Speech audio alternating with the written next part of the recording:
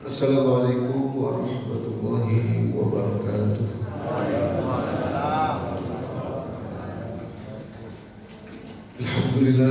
Alhamdulillahillazi nazzala sakinata fi qulubil mu'minin liyazdadu imanan ma'a imanihim walillahi junudus samawati wal ard wa kana Allahu aliman hakima.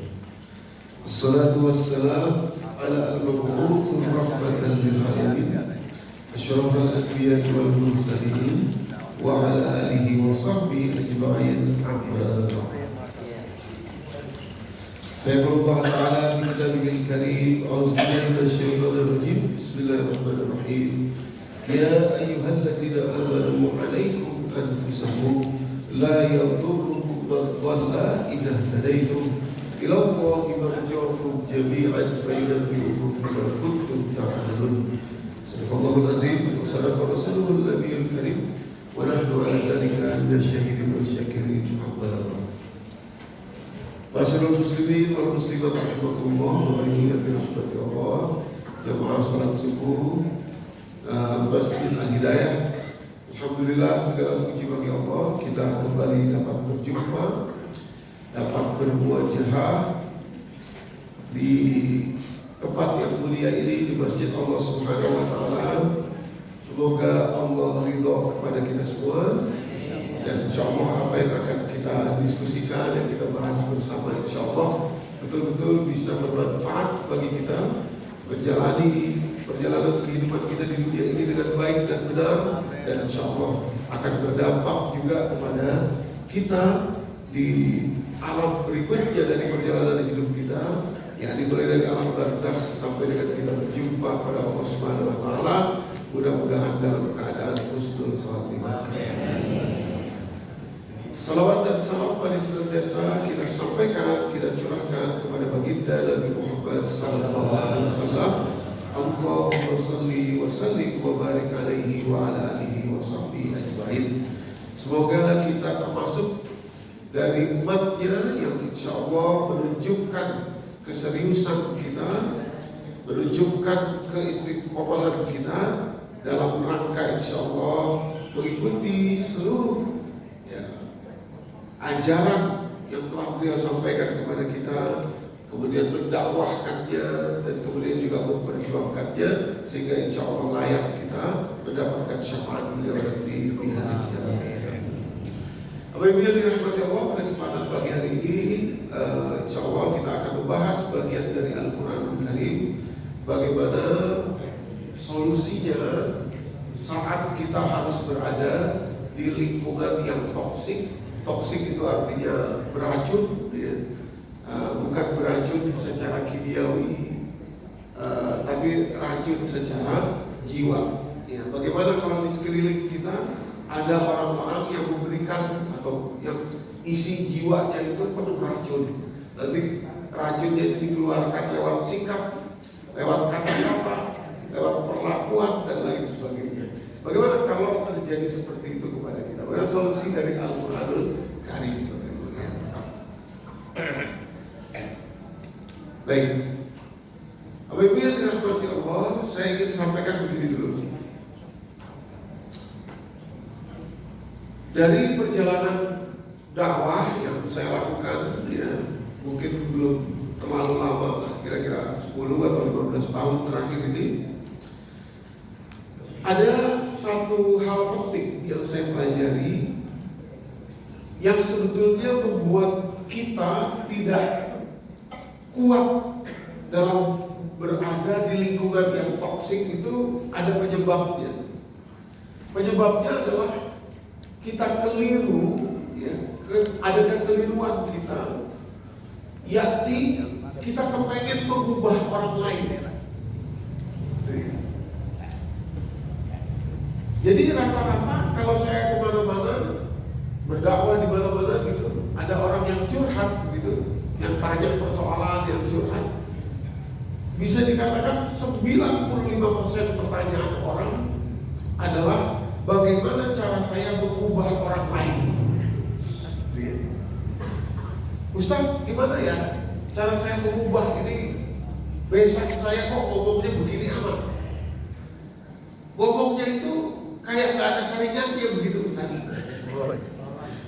Kayak lolos begitu aja, itu omongan.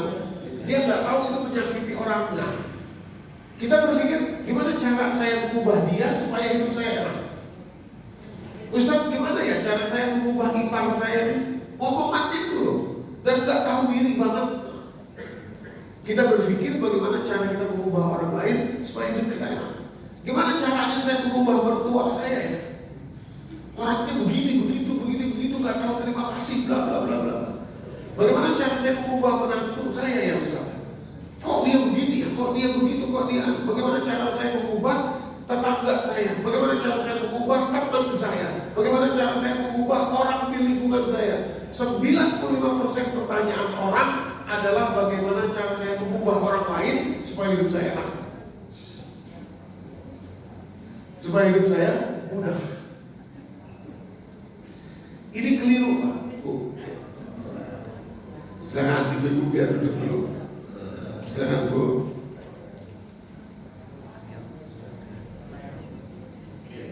Di depan masih ada. Ya. Oke. Nah, kita ulang sedikit ya. Jadi kesalahan kita yang membuat akhirnya kita tidak kuat berada di lingkungan yang toksik itu. Nanti kita buka, semua orang itu akan berada di lingkungan yang toksik. Jadi begitu maksud saya. Kalau kita bermimpi ingin mengubah orang lain di sekitar kita supaya hidup kita enak, itu mimpi yang salah. Gak ada ceritanya. Jadi kata orang begini, bukan kata orang, ada di tulisan gerobak di mana gitu saya baca gitu ya. Tulisannya gini Pak, di gerobak di mana saya lupa. Lebih bagus salah sarapan daripada salah harapan. Iya kan? Saya pikir-pikir iya juga ya. Lebih bagus salah sarapan daripada salah harapan. Saya pikir-pikir benar juga. Kalau salah harapan itu kita capek nungguinnya, padahal tidak akan pernah terjadi. Kalau salah sarapan, makanya sarapan nih kepedesan, ya paling sebentar doang sakit perut gitu ya, tapi beres lagi. Tapi kalau sudah salah harapan, ini nggak akan pernah terjadi, kekecewaan saja yang ada. Nah, termasuk salah harapan adalah kalau kita berpikir kita bisa mengubah orang di sekitar kita supaya hidup kita enak. Itu salah harapan, salah mimpi kita. Gak mungkin, bukan? Gak mungkin. Nah, yang bisa kita lakukan cuma berdakwah saja, mengingatkan, memberikan peringatan, ngasih tahu. Tapi kalau dia berubah atau tidak, itu bukan harapan yang harus kita harapkan. Salah. Tuh, tahunya dari mana? Di ayat Quran. Surat Al-Qasas ayat 56 yang langsung tegas. Jangankan kepada kita, kepada Nabi Muhammad saja, kata Allah, sudah Allah batasi dengan jelas kalimatnya, innaka la tahdi man ahbabta walakin Allah yahdi man yasha. Kamu ini tidak bisa memberikan petunjuk kepada siapapun, tidak bisa. Bahkan kepada orang yang kamu cintai, kamu tidak akan bisa memberi petunjuk. Nabi Muhammad, apalagi Anda, apalagi saya, apalagi kita, nggak bisa. Allah lah yang memberi petunjuk, walakin Allah yahdi man yasha. Allah yang memberi petunjuk. Tugas kita apa? Cuma mengingatkan, cuma mendakwahi. Kalau bisa kita mendakwahi, mengingatkan, kita ingatkan. Tapi berubahnya dia atau tidak, itu bukan ada di tangan kita. Wa huwa a'lamu bil muhtadin. Allah lah yang tahu siapa orang yang layak dapat petunjuk, itu cuma Allah yang tahu. Nah, jadi kalau kita repot mikirin orang, kenapa ya? Dia kok omongannya nggak bisa berubah. Begitu, begitu dan lain sebagainya. Sakit hati saya, bla bla bla. Nah, itu harapan yang salah. Lebih bagus salah sarapan daripada salah harapan. Nah, ini kata-kata yang penting gitu ya. Mudah-mudahan tukang gerobak di mana itu dapat pahalanya ya. Jadi kita salah mimpi selama ini untuk mengubah orang yang kita cintai, padahal kita tidak bisa mengubah. Justru kita kehilangan perintah yang sebenarnya. Perintah yang sebenarnya itu apa? Justru menjaga kondisi jiwa kita lah. Itu perintah kepada kita. Gitu. Mana dalilnya? Surat Al-Maidah ayat 105. Perintah kepada Anda, kepada saya, yang prioritas, yang utama itu menjaga kondisi jiwa kita. Bukan mengubah orang lain, tapi kondisi jiwa kita. Nah, kalau ini kalimatnya langsung. Kalau tadi surat Al-Qasas tadi itu Allah katakan innaka la tahdi man ahbabta. Kamu tidak bisa memberi petunjuk kepada siapapun yang kamu sukai, tidak bisa. Karena Allah yang memberi petunjuk. Kalau kalimat ini perintah langsung kepada kita. Kalimatnya, ya ayyuhallazina amanu, wahai orang beriman, alaikum anfusakum, kamu jagalah jiwamu sendiri. Anfus jamak dari kata nafsun yang artinya jiwa, mental, kondisi jiwamu sendiri itu adalah tanggung jawabmu dalam menjaganya. Alaikum anfusakum. Lalu kalimat berikutnya di ayat ini, la yadurrukum man dhalla idza hadaitum, tidak akan berpengaruh orang yang toksik, orang yang sesat, orang yang apapun perilakunya di sekitarmu tidak akan memberi mudarat kepada kamu seandainya kamu betul-betul dapat petunjuk dari Allah Subhanahu wa taala. Dari sini ada dua hal yang penting yang harus kita catat ayat ini. Yang pertama kalimatnya tadi, la yadurrukum man dhalla, tidak akan berpengaruh orang yang toksik, yang sesat di sekitarmu. Artinya apa? Pasti akan ada orang yang toksik di sekitar Anda. Pasti. Jangankan kita, Bapak Ibu ya. Siti Asyah orang yang solehah, suaminya Fir'aun. Langsung Nabi Nuh istrinya Nabi Nuh suami yang soleh, istrinya tidak soleh, anaknya tidak soleh, toksik di sekitar. Nabi Lut begitu juga. Bahkan Nabi Muhammad saja dalam surat At-Tahrim itu juga memiliki istri yang menyudutkan beliau. Dalam surat At-Tahrim itu sampai-sampai Allah mengingatkan kepada Nabi Muhammad, ya ayuhan Nabi, lima tuharrimu ma ahallallahu laka tabtaghi mardhata azwajik. Wahai Nabi, kenapa kamu mengharamkan apa yang dihalalkan Allah kepadamu hanya karena ingin mencari keridhaan istrimu?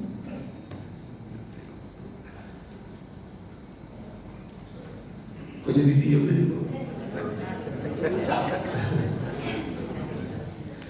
Coba ayat berapa itu dalam surat At-Tahrim? Ayatnya ayat kelima atau keempat ya? Apa ketiga ya? Saya lupa. Coba kita buka ya. Surat 66, surat At-Tahrim, supaya saya lupa nomor ayatnya tuh. Nah ini dari ayat pertama. Dari ayat pertama. Ya ayuhan nabi lima tuharrimu ma ahallallahu laka tabtaghi mardhata azwajik. Wahai Nabi, kenapa kamu mengharamkan apa yang Allah halalkan kepadamu hanya untuk mencari keridhaan istrimu? Baru nanti lanjut pada ayat-ayat berikutnya dijelaskan bagaimana ada istri Nabi yang menyudutkan Nabi. Menyudutkan sampai akhirnya Nabi mengharamkan apa yang sebetulnya dihalalkan Allah kepada beliau. Nabi Muhammad.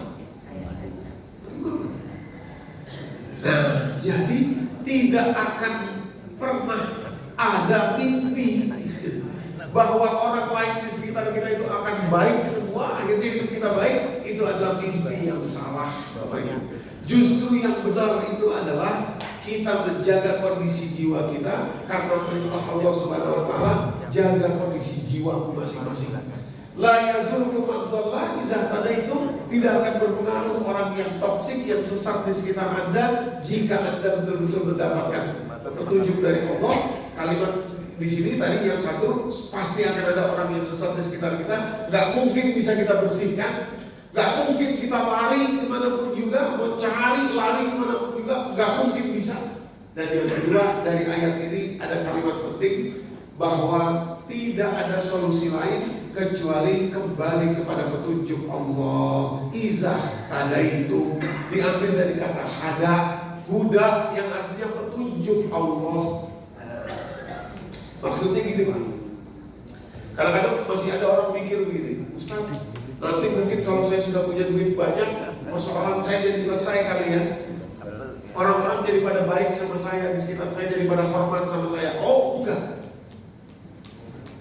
Begitu kita punya duit banyak, orang pada tahu, datang pada pinjam duit semua orang kepada kita. Akhirnya apa? Kita nggak suka juga. Iya kan? Atau gini, Ustaz, rasanya nanti kalau orang semua pada ini kalau mantu saya bisa jadi soleh, wah enak kali ya. Ya jadi ini beban hidup saya jadi baik. Begitu selesai dapat ya bisa diperbaiki itu mantu yang tadi pengen diperbaiki, rupanya ujiannya dari sisi yang lain, nggak akan selesai. Adalah teman yang begini, adalah teman yang begitu. Jadi mari kita berhenti berharap mengubah orang lain. Mari kita berhenti berharap mengubah orang lain. Yang perlu kita lakukan hanya berdakwah saja. Harapannya jangan. Harapannya jangan. Justru kita mengubah diri kita, menjaga kondisi jiwa kita. Kok jadi diam lagi? Setuju ya? Oke. Ya, jadi jangan salah mimpi, jangan salah harapan lagi. Kalau salah harapan lagi kita keliru ya. Jadi gak usah ngarepin orang berubah. Yang kita lakukan cuma dakwah saja. Harapan itu yang bikin kita kecewa, yang bikin kita capek itu karena kita berharap. Gitu ya. Padahal harapan itu tidak akan pernah terjadi. Tidak akan pernah terjadi itu kenapa? Karena Allah lah yang bisa memberikan semua itu, bukan kita. Kita cuma menjalankan saja, mendakwahkan saja.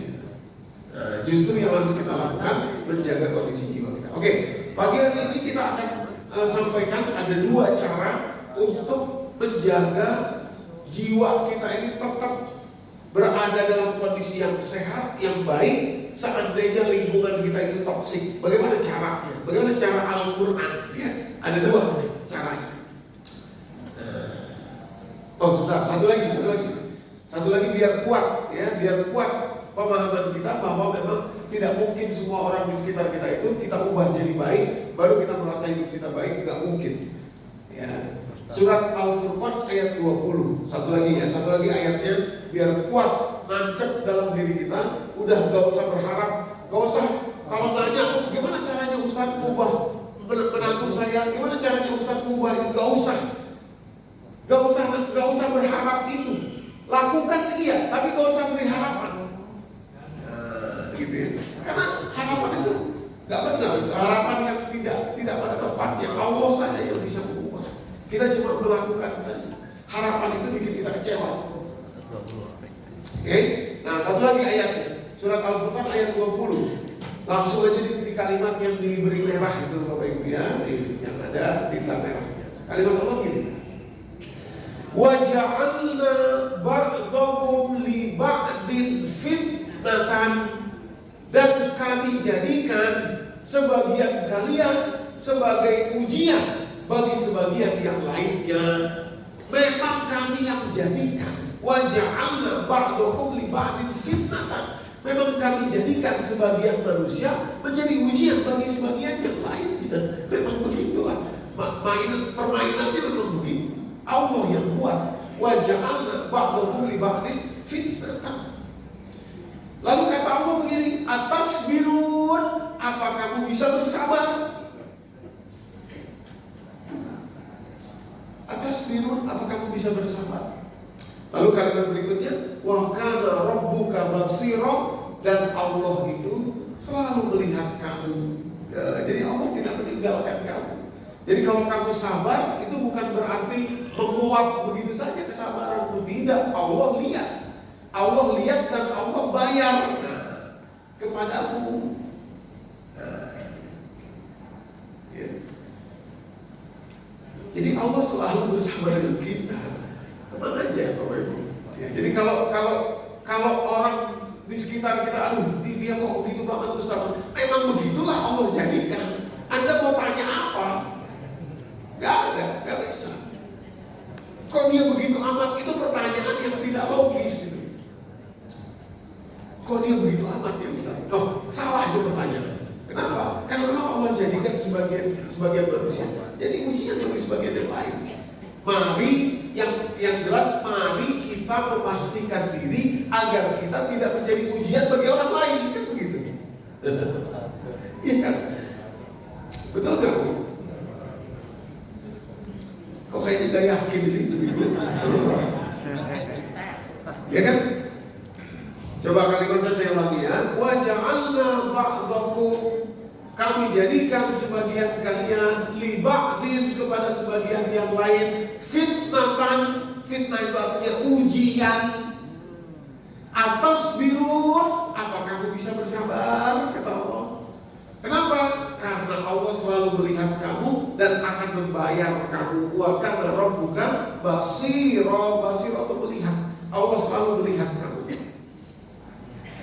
Allah bayar pada kamu.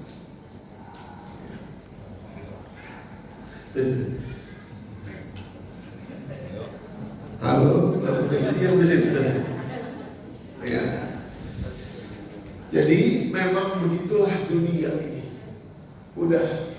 Ya, kalau makanya tadi saya bilang perjalanan dakwah ini membuat saya sadar kita ini kebanyakan nanyanya tuh gimana cara mengubah orang lain. Itu. Padahal itu sumber kekecewaan. Kalau kita berharap wah ini orang harus berubah, itu sumber kekecewaan. Tapi yang wajib kita lakukan apa? Berdakwah aja. Kasih tahu aja. Wah tapi nggak bisa Ustaz, bukannya tambah baik malah tambah begitu. Itu bukan urusan kita. Bukan urusan kita. Jangan masuk ke situ, jangan masuk ke istilah sepak bola itu offside. Melewati garis itu, ya, offside itu. Jangan lewat ke sana. Tugas Anda, tugas kita cuma kasih tahu aja. Udah. Oh tapi dia nggak mau, bukannya berubah, itu bukan urusan kita. Karena memang sebagian dijadikan ujian bagi sebagian yang lain. Udah. Oke. Nah, sekarang kita ambil contoh.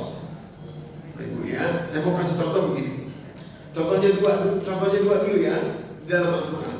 Yakni Nabi Yunus dan Sayyidina Abu Bakar As-Siddiq radhiyallahu anhu sempat keliru beliau berdua ini dalam merespon lingkungan yang toksik yang Allah jadikan ujian di sekitar beliau berdua. Sempat keliru. Lalu Allah tegur keduanya ini. Padahal Nabi yang satu Nabi Yunus, yang satu lagi adalah sahabat setia Rasulullah SAW, yakni Sayyidina Abu Bakar As-Siddiq radhiyallahu anhu. Tapi Allah tegur keduanya karena responnya beliau berdua sempat keliru terhadap lingkungan yang toksik. Keliru gimana? Nah, kita buka ya dulu. Sayyidina Abu Bakar punya ponakan namanya Mistah. Ponakan ini dari kecil dibiayai oleh Sayyidina Abu Bakar. Makannya dikasih, bajunya dibelikan, rumah dibikinin, pendidikannya Abu Bakar yang membayarkan. Kemudian dia menikah, Sayyidina Abu Bakar juga yang mengcover semua biayanya. Dia punya anak seperti si Mistah juga dibiayai lagi. Pokoknya semua kehidupannya dari A sampai Z adalah Sayyidina Abu Bakar As-Siddiq sebagai pamannya yang membiayai.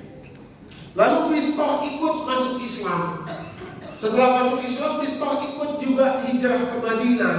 Tiba-tiba nanti di Madinah ada peristiwa di mana Sayyidah Aisyah radhiyallahu anha yang merupakan anak dari Sayyidina Abu Bakar, artinya sepupu jauh dari Mistah, itu digosipkan. Sayyidah Aisyah ini digosipkan, dituduh oleh orang-orang munafik berzina. Dituduh berzina, digosipkan berzina. Nah, kira-kira kalimatnya, ya pantas aja dia gak suka sama suaminya udah tua begitu, dia masih muda. Nah, makanya akhirnya tuh dia begitu sama si anu tuh sama si itu.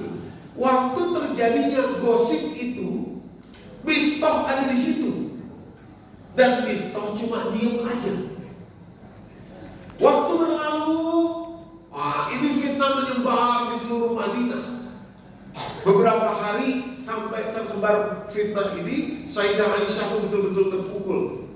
Akhirnya turunlah ayat Al-Quran dalam surat An-Nur juga. Nah, kalau ini ayat 22 ya. Turun ayat Al-Quran menjelaskan bahwa Sayyidah Aisyah tidak bersalah. Semua itu hanya fitnah yang keji. Tapi butuh beberapa hari ya setelah peristiwa itu. Nah, begitu turun ayat ini menjelaskan bahwa Sayyidah Aisyah tidak bersalah. Nah, sebagai ayah, Sayyidina Abu Bakar ini marah, kesel sama Mistah. Sebab apa? Mistah ada di situ dan tidak membela sepupunya. Cuma diem aja. Kesel Sayyidina Abu Bakar sebagai bapak. Anaknya dituduh berzina. Begitu suaminya Rasulullah lagi, anaknya ini kan mantunya Sayyidina Abu Bakar itu kan Rasulullah langsung dituduh berzina. Itu kesel. Nah, karena marah dan kesalnya itu, respon Sayyidina Abu Bakar adalah bersumpah untuk tidak mau lagi memberikan bantuan kepada Mistah. Udah, saya gak mau lagi kasih bantuan sama Mistah. Cukup udah. Terbukti dia tidak bisa membela keluarga. Kira-kira begitu. Apa yang saya lakukan selama ini berhenti sampai di sini. Jangan harap ada 1% pun, ada 1 sen pun uang keluar dari saya untuk dia lagi. Tidak ada. Lantas turun ayat Al-Quran untuk menegur Sayyidina Abu Bakar As-Siddiq radhiyallahu anhu. Asbabun nuzulnya adalah Sayyidina Abu Bakar. Teguran yang amat keras. Kalimat Allah surat 24 An-Nur ayat 22. Kalimat Allah gitu. Wala ya'tali ulul fadli minkum was-sa'ah ayyutu uli qurba wal masakin wal muhajirin fi sabilillah.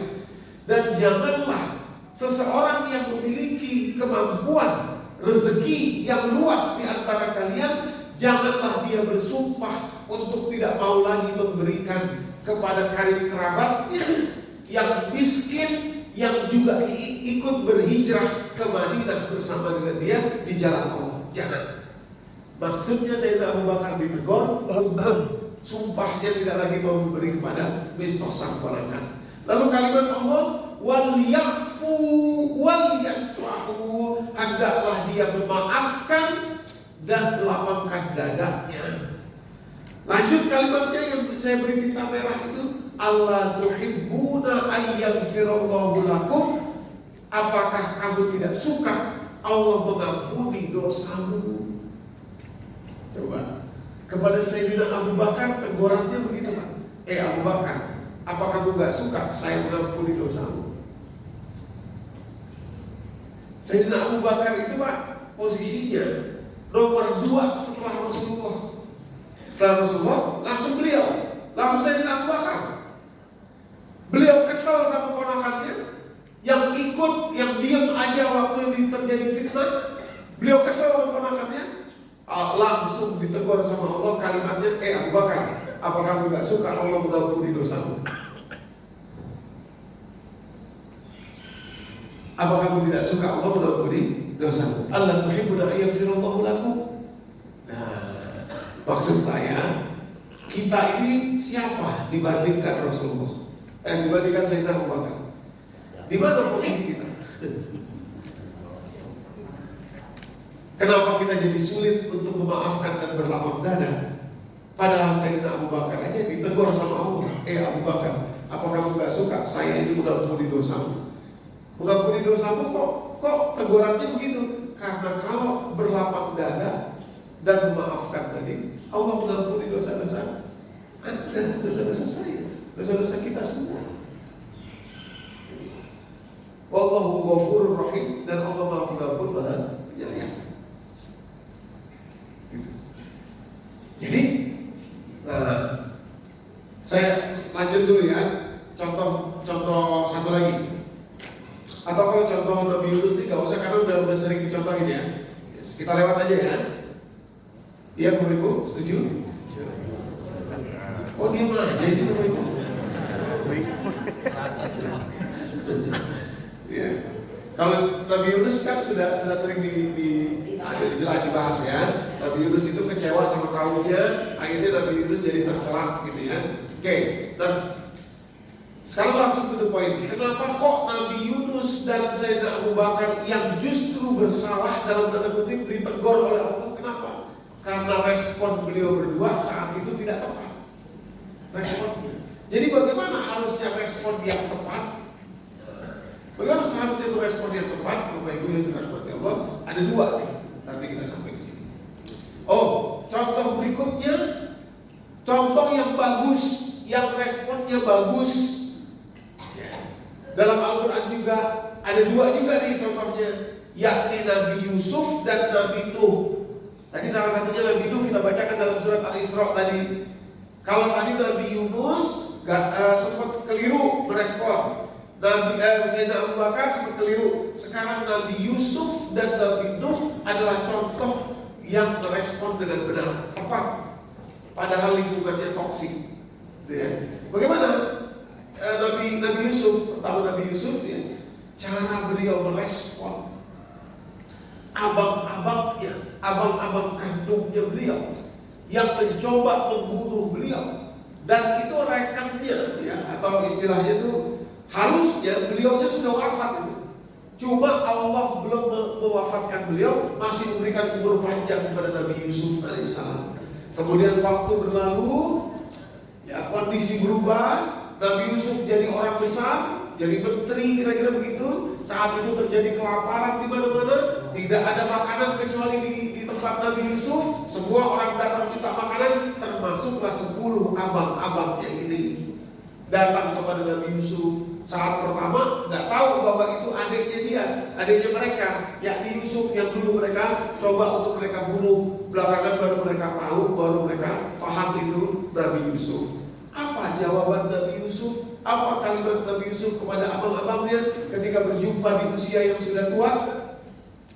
Kata Nabi Yusuf dalam surat Yusuf ayat 92, Nabi Yusuf bilang begini, qala la tathriba alaikumul yaum. Beliau bilang, wahai abang-abangku, mulai hari ini dan seterusnya tidak akan ada cercaan dari mulutku ini. Tidak akan mengingat-ingat, mengucap-ucap lagi dari mulutku ini. Tidak akan ada apa yang sudah pernah kalian lakukan kepadaku.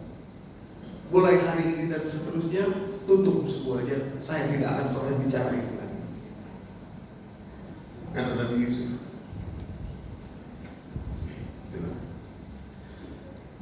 Halo? Gak berhenti sampai di situ. Nabi Yusuf mendoakan abang-abangnya, yang sirullahu lakum. Saya doakan semoga Allah mengampuni kalian, wahai abang-abangku. Wa huwa arhamur rahimin. Dan jangan putus asa, wahai abang-abangku, karena Allah pun juga menyayangi kalian.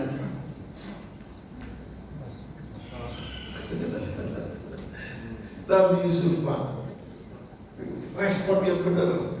Tadi Sayyidina Abu Bakar merespon dengan sumpah, saya nggak mau lagi ngasih pistol sepeser pun juga uang saya, nggak mau lagi ada bantuan saya berikan kepada pistol. Ditegur oleh Allah, kata Allah, Allah tuhibbuna ayyamshirallahu lakum. Apa kamu nggak suka saya mengampuni dosamu? Respon yang benar seperti Nabi Yusuf. Kata Nabi Yusuf, la tathriba alaikumul yaum, mulai hari ini dan seterusnya tidak akan pernah kamu dengar dari mulut saya mengungkit-ungkit cerita perbuatan yang pernah kamu lakukan kepada saya. Tidak. Yang firullahu lakum, mudah-mudahan Allah mengampuni kalian abang-abangku, wa huwa arhamur rahimin. Ingatlah selalu Allah lah yang paling menyayangi kalian. Jangan putus asa. Hebat banget Nabi Yusuf itu ya, sampai begitu ya. ya, kemampuan beliau itu. Makanya ini sebenarnya contoh untuk kita, respon yang benar tuh kayak gitu ya. Satu itu. Jadi ada dua cara tadi saya katakan dalam mensikapi lingkungan yang toksik. Satu seperti Nabi Yusuf, memaafkan. Satu. Kalau masih sulit memaafkan, susah memaafkan seperti Nabi Yusuf, alternatifnya adalah seperti Nabi Nuh. Nabi Nuh. Ya, nanti kita buka satu-satu, tapi saya sebut dulu dua-duanya. Alternatifnya susah Ustaz, saya memaafkan, saya belum bisa seperti Nabi Yusuf, belum bisa saya melapangkan dan lain sebagainya. Alternatif kedua seperti Nabi Nuh. Nabi Nuh alaihissalam, ini tadi suratnya kita baca, surat Al-Isra ayat ketiga. Nabi Nuh alaihissalam kita tahu istrinya tidak mampu diajak kepada Islam oleh beliau, tidak mampu.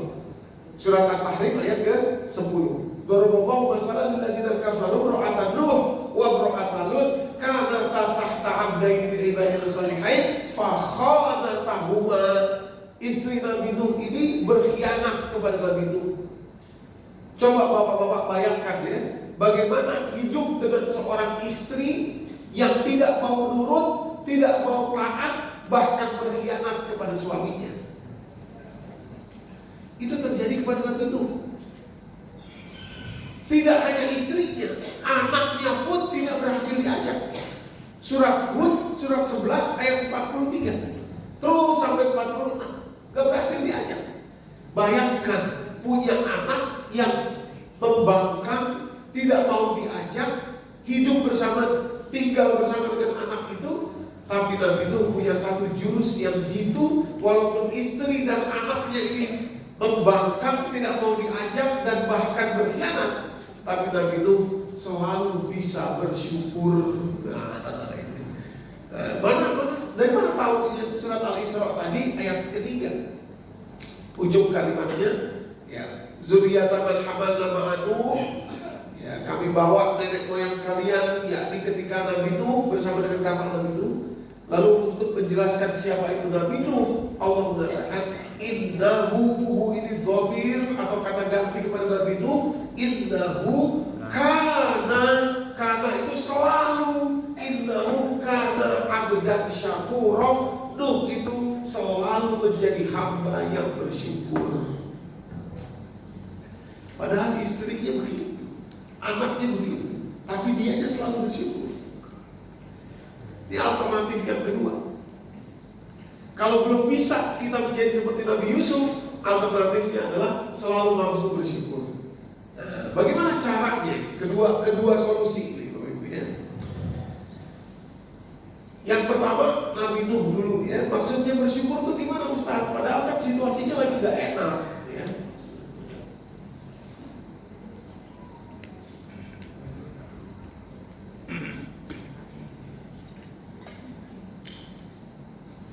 Situasinya lagi gak enak. Mana? Maaf Ustaz. Salah. Bagaimana caranya bersyukur padahal situasinya lagi tidak enak? Punya besan ya, omongannya jahat, padahal udah diomongin berkali-kali, diajak pengajian bolak-balik, gak berubah-berubah. Gimana caranya? Kalau belum bisa memaafkan, bersyukur seperti Nabi Nuh. Tapi gimana caranya bersyukur? Padahal besan ini bukannya berubah jadi lebih baik, malah jadi lebih jahat omongannya. Nah ini yang mau kita buka.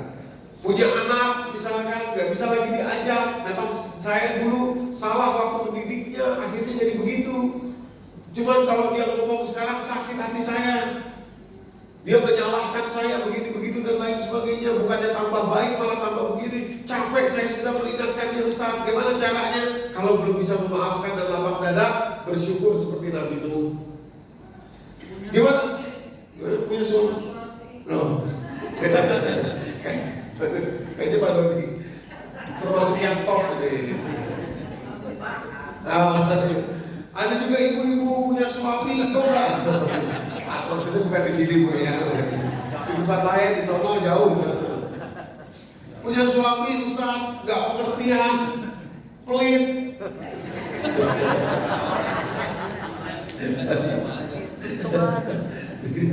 Perhitungan. Gitu kan. Nah, udah gitu sholatnya males lagi.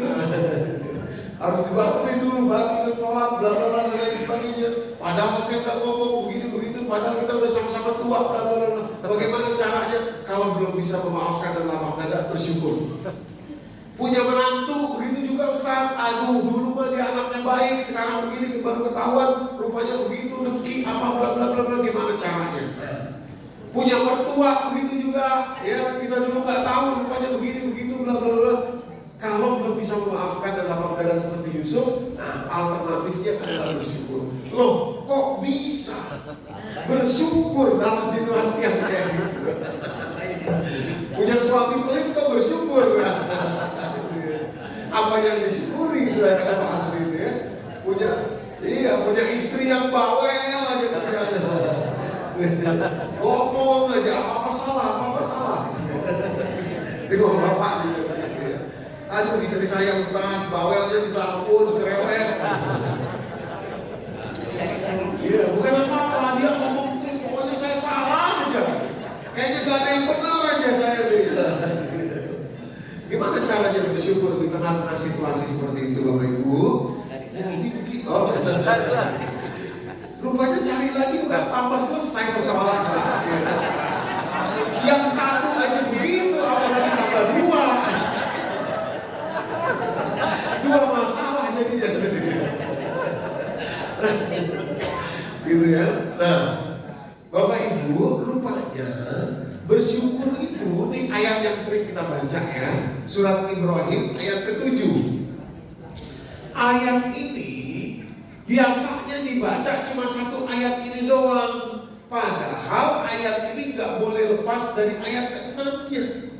Nah, ini kan ayat 7 ya. Wa ista'azana rabbukum la in syakartum la azidannakum wa la in kafartum min azabil syadid. Biasanya kita tahu ayat ininya saja.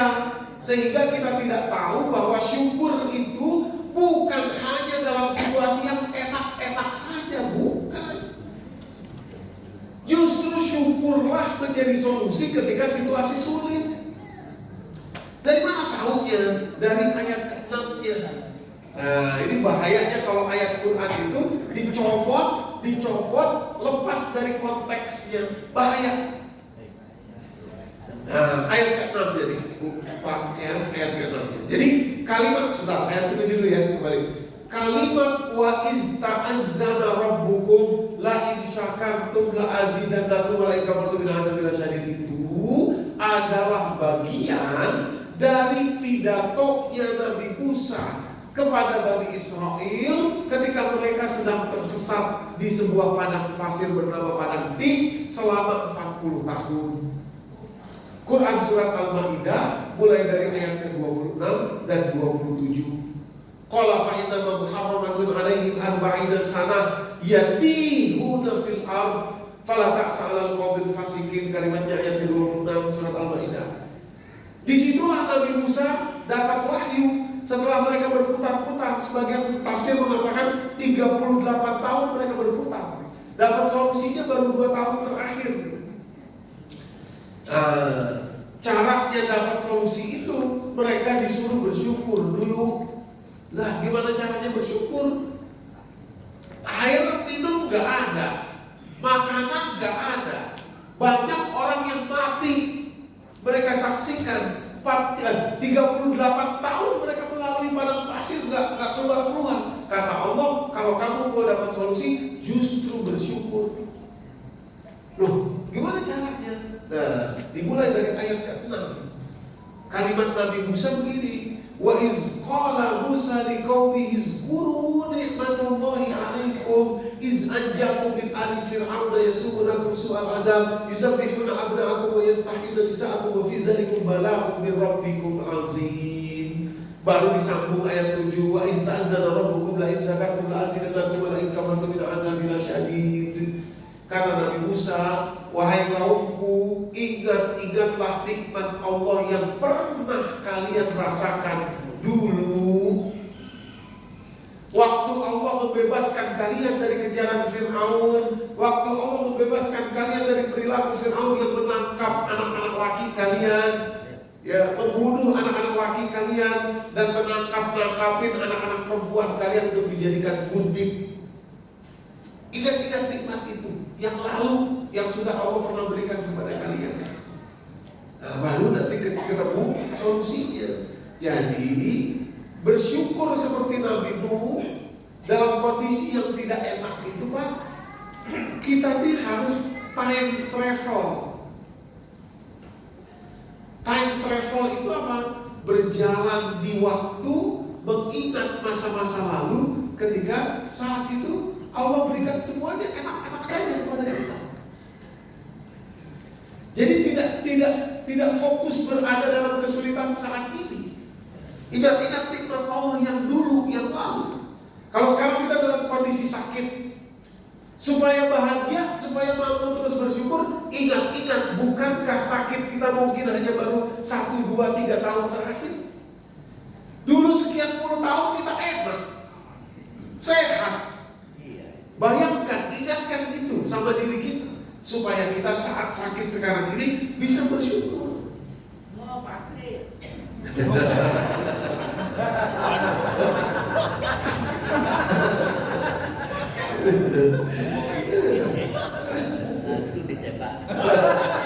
Lempar langsung. Nah, begitu juga dalam kondisi di mana kita ada orang yang toksik di sekitar kita, Pak. Susah banget Ustaz, saya menghadapi menantu saya ini, sifatnya begini begitu bla bla bla dan lain sebagainya. Coba sekarang ibu ingat peristiwa-peristiwa yang dulu saat mungkin belum terjadi sekarang ini. Ibu ingat bersama-sama dengan anak dan lain sebagainya, kebahagiaan dan seterusnya yang pernah Allah sudah berikan kepada kita. Nah, itu caranya. Jadi seperti escape, seperti keluar kita dari persoalan saat ini. Jangan fokus sama masalahnya terus. Kalau fokus kepada apa yang sedang kita hadapi sekarang, nanti kita pesimis, nanti kita rendah diri, nanti kita putus asa. Itu yang bahaya. Padahal Allah juga sudah pernah memberikan nikmat hidup kepada kita. Cara Nabi Nuh rupanya begitu. Istrinya membangkang, tidak mau diajak. Anaknya membangkang, tapi beliau selalu bisa mencuri. Mencuri apa? Masa-masa lalu yang pernah Allah berikan kepada beliau. Nah, itu caranya. Rupanya mudah kok. Gitu. Kalau ibu lagi dalam kesulitan, kesel, marah, sedih gitu misalkan ya, sama omongan besak misalkan gitu ya. Nah, cari waktu sendiri, lalu ingat-ingat, iya dulu hidup enak. Orang-orang pada ngomongnya kok baik-baik selama ada orang cerita gini, Bu. Saya terapkan Ustaz seperti yang Ustaz ajarkan ini. Bagaimana caranya, Bu? Saya menyendiri, setelah sholat saya merenung. Iya ya, dulu waktu saya masih kerja di kantor, ibu ini kebetulan kerja di kantor, semua orang mendukung saya. Semua orang omongannya baik ke saya. Semua orang enak diajak kerja sama dengan saya. Semua orang enak sudah. Pengalaman hidup ini sudah pernah saya rasakan sekian puluh tahun saya bekerja. Begitu anak saya nikah, dapat dia mertua, jadi besan saya, rupanya orangnya begitu. Artinya nggak boleh dong kita tidak mensyukuri apa yang sudah pernah Allah berikan. Nggak adil dong kita ini kalau kita hanya fokus kepada yang nggak enak yang Allah berikan, padahal yang enak sudah banyak.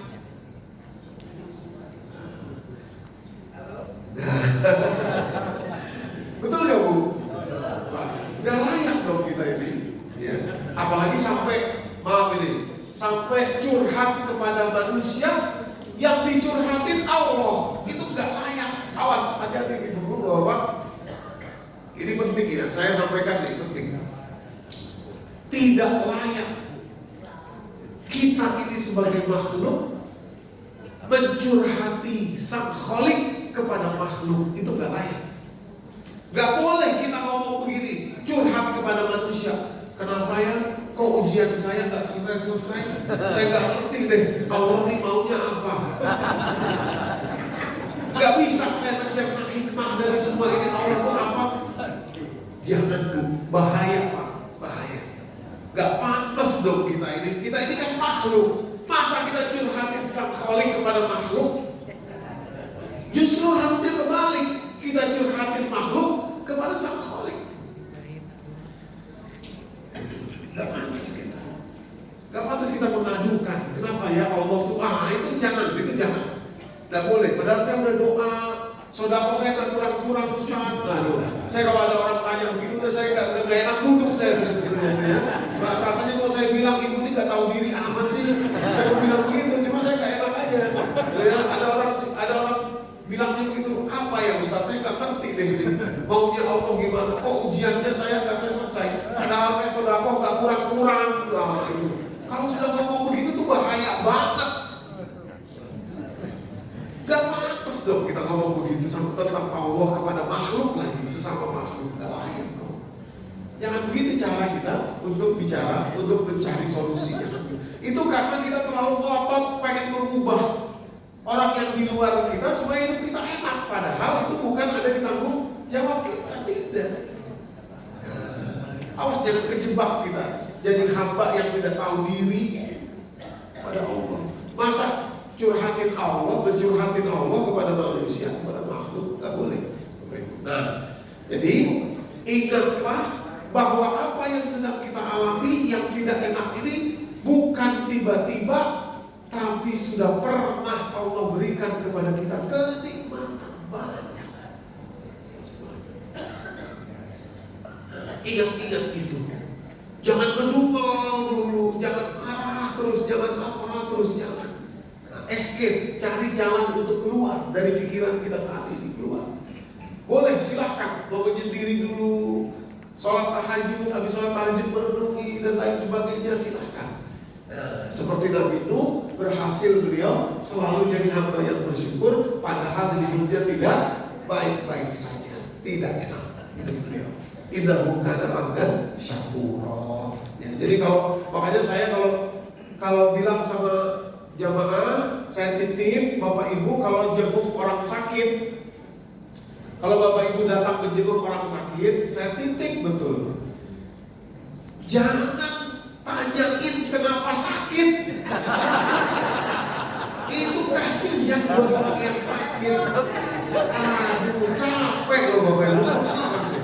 Ini saya mengalami nungguin orang sakit seharian.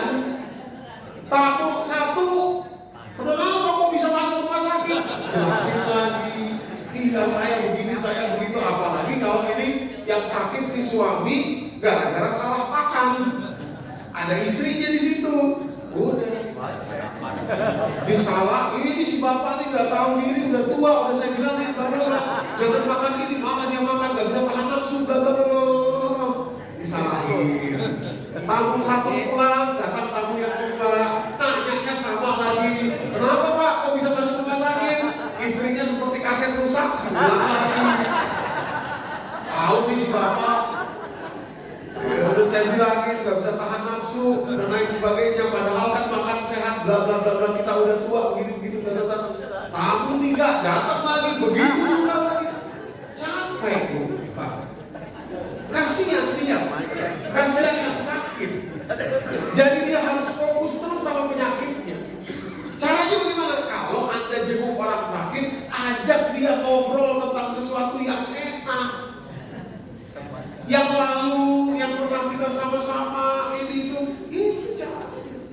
Pak, ingat gak dulu waktu kita jalan-jalan ke sana ke sini? Wah enak ya, begini, iya dulu begini.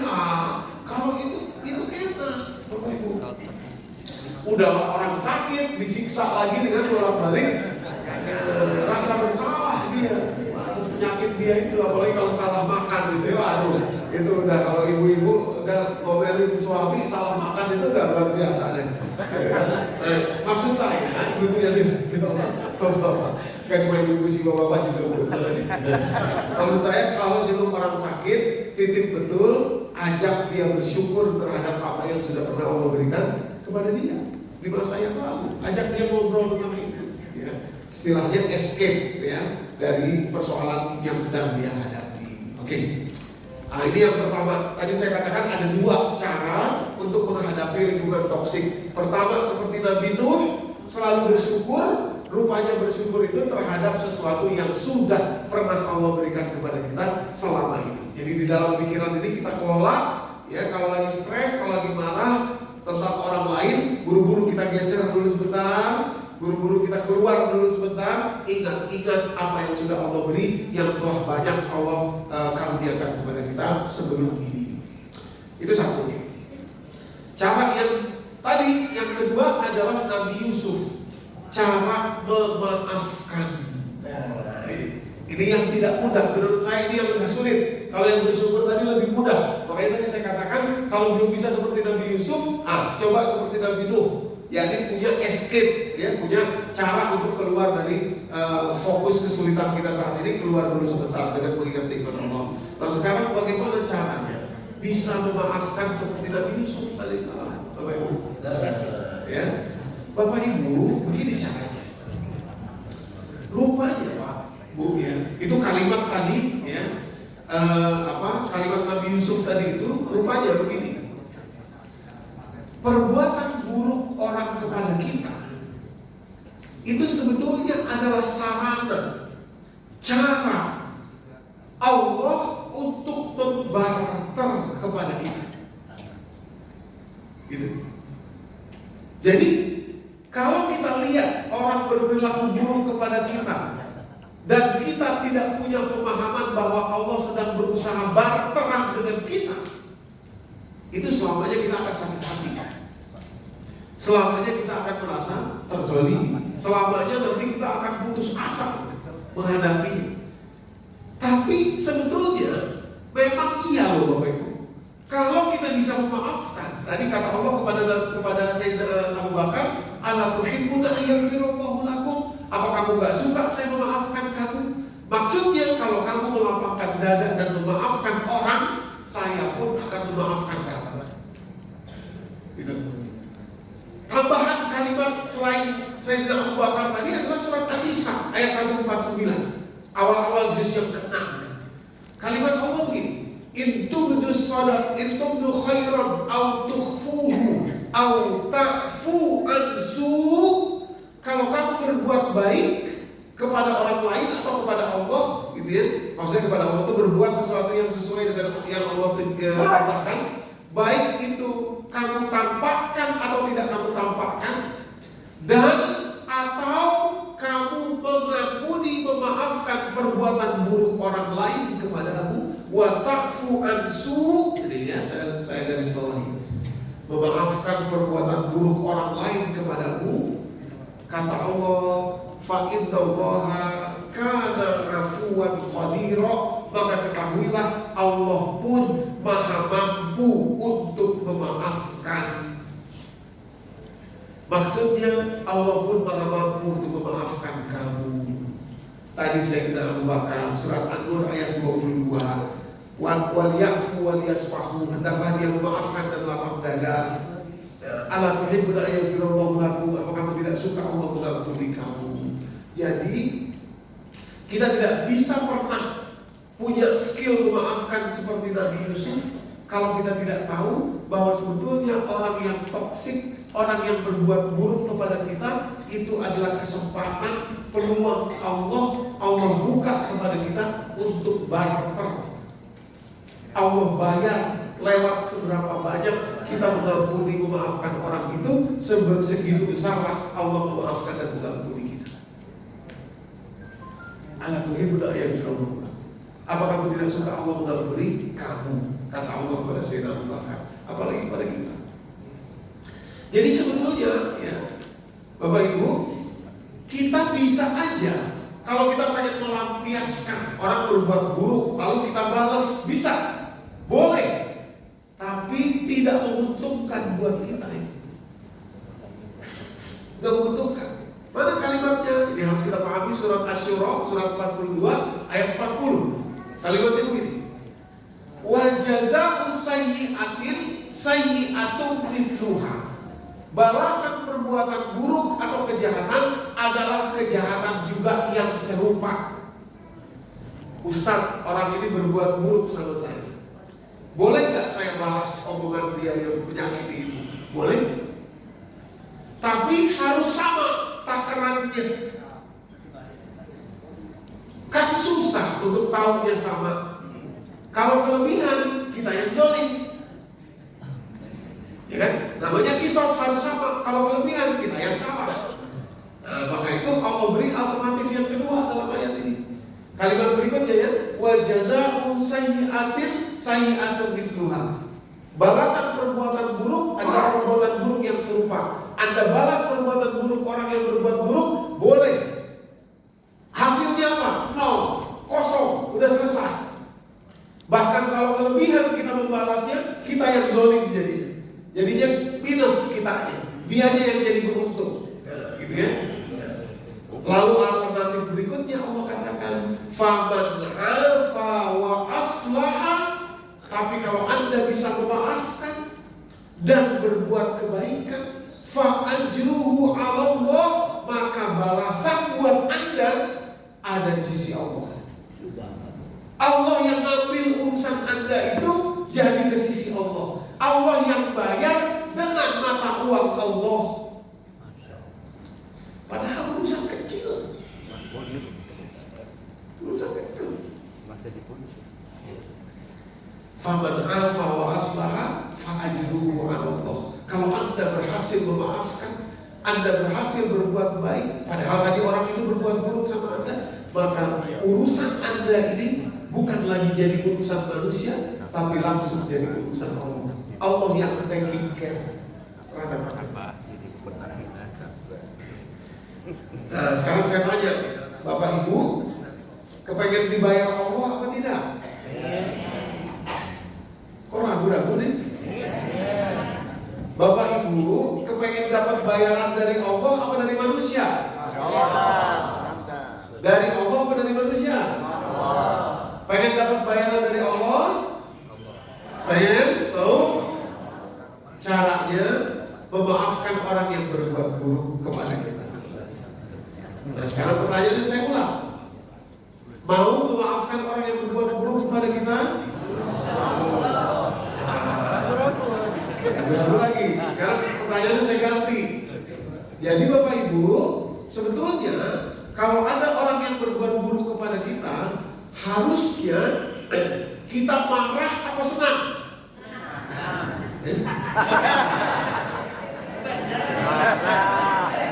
Yang benar nih. Coba saya ulang ya, saya ulang dulu. Saya ulang nih. Ada orang berbuat buruk sama kita. Lalu kata Allah, faman afa wa aslaha fa ajruhu 'ala Allah. Kalau Anda memaafkan dan berbuat baik, maka nanti Allah yang bayar kepada Anda. Orang berbuat buruk, kita memaafkan, kita berbuat baik, Allah bayar sama kita. Jadi sebetulnya orang yang berbuat buruk sama kita itu adalah berita bagus, sebab itu peluang Allah akan membayar kepada kita bayaran yang tidak kecil, yang luar biasa besar. Jadi kesimpulannya, kalau ada orang berbuat buruk sama kita, sebetulnya kita harus marah apa senang? Menjebak ini. Kok saya tak percaya ini? Soalnya jawabannya ragu-ragu sih. Ya. Coba saya ulangi ya, ujungnya aja.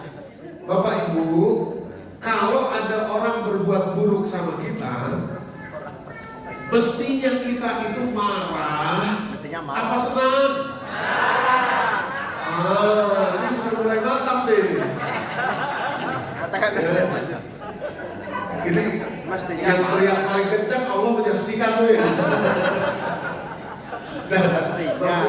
Maksudnya ini niat kita untuk mengikuti Al-Quran. Tentu saja kita ini manusia. Kadang-kadang kita lupa, kepleset gitu. Aduh kesel banget saya ngomongnya begitu orang. Kesel banget saya ini orang gak menghargai saya. Kesel banget ini orang kok begini amat lalu saya manusia. Tapi jangan lupa, segera kita kembali. Itu peluang, kesempatan. Allah nanti bayar sama kita. Allah bayar sama kita. Dan bayaran Allah itu tidak sedikit loh, tidak sedikit Bapak Ibu. Besar bayaran Allah itu pada kita. Bayaran Allah luar biasa. Sebelum di akhirat, di dunia saja sudah Allah berikan Bapak Ibu. Ya, itu dahsyat sekali. Ya. Nah, maka itu sebetulnya kita bisa memaafkan seandainya kemudian kita sadar seperti aturan Allah bahwa memaafkan perlakuan buruk orang adalah cara Allah membarter kepada kita. Kalau nggak ada orang yang berbuat buruk sama kita, kita nggak punya peluang untuk dapat bayaran Allah dengan lewat cara ini. Itu lu gede deh. Tembak aja.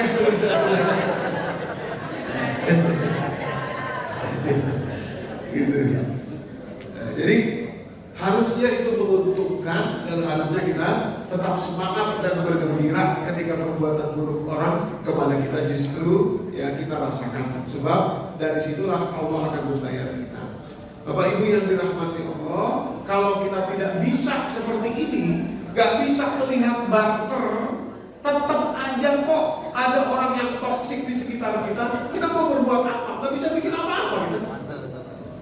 Gak bisa kita minta orang itu jadi lebih baik atau kita apa, kita kabur, lari kemana, gak bisa juga. Tetap akan ada orang yang toksik di sekitar kita. Dan bahkan kerugiannya buat kita luar biasa Bapak Ibu. Lihat, ini penelitian yang jurnalnya diterbitkan di National Institute of Health di Amerika mengenai orang kalau marah. Ya, ketika seseorang marah, itu pembuluh jantungnya menyempit selama 40 menit Bapak Ibu. Kalau ada orang bilang begini, Ustaz, saya ini kalau marah cepet kok, paling 5 menit udah kelar. Oh, gak ada. Keliru itu. Kita pikir iya, saya marah cepet kok, 5 menit juga udah gak marah lagi. Kita pikir iya, tapi jantung kita gak bisa. Jantung kita tetap menyempit selama 40 menit. Ini penelitiannya Bapak Ibu. Ya, dalam judulnya recurring feeling of anger may increase superstition dan seterusnya. Pokoknya kalau Bapak Ibu ketik aja di Google ya recurring feeling of anger, terus tulis National Institute of Health, keluar ini jurnalnya, bisa dibaca dengan sendirinya. Di situ ada di bagian di halaman berikutnya itu, lihat, saya bacakan nih. This vessel impairment, ya, kelumpuhan pembuluh jantung tadi pada orang yang marah tadi was sustained up to 40 minutes after the initial recall event that triggered the anger. Jadi selama 40 menit ke depan setelah seseorang marah, pembuluh jantungnya masih menyempit, belum bisa membuka dengan normal. 40 menit itu waktu yang lama Bapak Ibu yang dirahmati Allah. Itu sebabnya dari penelitian ini sekarang bisa dipahami. Kesimpulan penelitian ini saya garis bawahi di sini, tentu nggak kelihatan karena tulisannya kecil. Terjadinya penyempitan pembuluh jantung atau arteriosklerosis namanya, penyempitan pembuluh jantung itu bukan semata-mata karena kolesterol dan zat lemaknya yang ada di dalam darah, bukan. Kalau Bapak Ibu datang ke dokter akan dibilang ini kolesterolnya tinggi Pak, makanya harus pasang ring, sebab pembuluh jantungnya menyempit. Bukan itu sebetulnya. Itu iya juga. Kolesterol itu dan zat lemak yang ada di dalam darah itu tentu akan membuat lengket. Tapi tidak akan terjadi kelengketan itu kalau pembuluh darahnya tidak menyempit. Tidak menyempit. Nah, Bapak Ibu bayangkan seperti selang air ya. Selang air itu kan kalau kita tekan selangnya, maka dia menyempit. Kalau cairan yang ada di dalam selang itu ada aspek yang bisa bikin lengket, otomatis selangnya tidak bisa balik lagi. Itulah yang terjadi kepada kolesterol dan zat lemak. Kita butuh kolesterol juga. Jadi sebetulnya persoalannya bukan hanya kolesterolnya, tapi karena seringnya perasaan marah, tidak terima dan lain sebagainya, gitu ya. Baik itu terpendam ataupun kemudian dikeluarkan, Bapak Ibu yang dirahmati Allah, akhirnya membuat penyempitan pembuluh jantung dan ujungnya namanya aterosklerosis itu penyempitan pembuluh jantung. Ini penelitiannya, baru ini penelitiannya bertanggal 1 Mei 2024 penelitiannya. Gitu.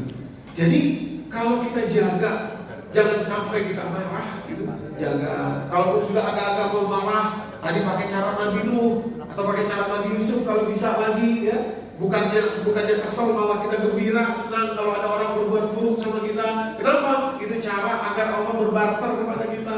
Lihat sisi itunya. Maka tidak perlu ada kemarahan, karena kemarahan yang rugi adalah diri kita sendiri. Bayarannya kalau kita marah itu mahal, Bu. Karena kita membayar dengan organ yang paling luar biasa dalam tubuh kita ini, jantung. Kalau ada penyempitan pembuluh jantung udah repot, Bapak Ibu. Ya, jantung itu sudah gampang capek, gampang sakit, ujungnya nanti organ yang lain juga akan terkena dan lain sebagainya. Nah, menjaganya apa? Jangan mudah marah. Jangan mudah marah gimana caranya? Padahal orang toksik semua di dekat saya. Caranya 2 hari. Seperti Nabi Yusuf memaafkan itu melihat barternya. Dan yang kedua seperti Nabi Nuh tadi, escape gitu. Di dalam pikiran ini kita keluar. Ya, fokus kita geser kepada waktu-waktu, nikmat-nikmat, karunia-karunia Allah yang sudah pernah Allah berikan kepada kita sebelum ini. Ya, yang untuk apa? Bisa. Zikir itu kan maksudnya kita mengingat Allah, ya kan? Mengingat Allah apa? Mengingat pemberian Allah. Alhamdulillah. Bisa. Tentu saja. Ya, dengan zikir, terus kemudian kita ingat lagi Allah, janji Allah tadi. Jadi begitu kita zikir itu ingat-ingat nih janji Allah nih. Oh iya ya, kalau saya memaafkan maka bayaran Allah besar. Nah, ketika kita zikir, subhanallah, ingat-ingat janji Allah nih. Ya, surat An-Nisa ayat 149, surat Asy-Syura ayat 40 masuk dalam pikiran kita. Sehingga kita semangat. Ya, saya semangat ingin memaafkan. Kenapa? Karena bayarannya besar buat saya. Jadi zikir itu pintunya, yang isi di dalamnya adalah pemahaman kita tentang bagaimana cara Allah akan memberi balasan kepada kita. Oke, Bapak Ibu yang dirahmati Allah, sedikit lagi terakhir saya ingin menyampaikan penelitian juga yang dilakukan di King's College London, dari University di London, bahwa sebetulnya yang penting itu adalah persepsi kita tentang ujian, tentang cobaan. Persepsi kita, ini apa nih ujian ini? Persepsi itulah yang penting. Kalau persepsi kita ini gak enak, ujian ini gak kuat saya dan lain sebagainya, terjadilah seperti itu. Tapi kalau persepsi kita bahwa ini ujian akan menguntungkan saya, maka persepsi itulah yang akan terjadi. Di King's College London University. Dan tadi sudah kita beberkan betapa kalau ada orang yang berbuat buruk pada kita, kalau kita bisa bersabar dan memaafkan, bayaran Allah besar. Artinya persepsinya kita ubah.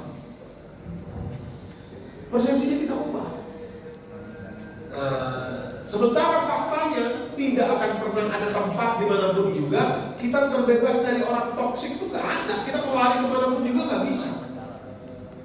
Jadi mau tidak mau kita ubah persepsi kita. Baru bisa. Gitu ya. Jadi persepsi adalah kuncinya. Kuncinya adalah persepsi. Jadi orang kenapa banyak ngadu, ya curhat, bahkan yang dicurhatin Allah karena persepsinya udah keliru nih. Jadi kembalilah kepada persepsi Nabi Nuh dan Nabi Yusuf tadi. Nabi Nuh mampu selalu bersyukur dan Nabi Yusuf mampu selalu memaafkan. Kedua-duanya menguntungkan kita. Bapak Ibu yang dirahmati Allah, itulah persepsi yang harusnya kita tanamkan dalam diri kita. Jadi kalau ada lihat orang yang berbuat buruk sama kita, kalau dulu responnya aduh, marah, kesel, sekarang responnya harus ceria. Alhamdulillah. Orang berbuat buruk, alhamdulillah. Kesempatan ini. Alhamdulillah. Makasih ya. Makasih ya berbuat baik kepada dia. Kenapa? Dia itu pintu jendela untuk kita bisa berperan sama Allah. Alhamdulillah. Nah ini ya. Baru kemudian jadi kita bisa relax dan tenang. Baik, saya pikir mungkin ini saja yang bisa saya sampaikan. Ya, bagaimana Allah menceritakan kepada kita di dalam Al-Quran solusi saat kita harus berada di lingkungan yang toksik, supaya kita betul-betul bisa melaluinya dengan nyaman, dengan bahagia, bahkan dengan happy, dengan semangat, dengan gembira, karena bayaran Allah luar biasa, dan apa yang sudah Allah berikan kepada kita sebelum ini itu juga sudah luar biasa. Ya, dua itu. Wallahu a'lam bishawab. Bila itu Assalamualaikum warahmatullahi wabarakatuh.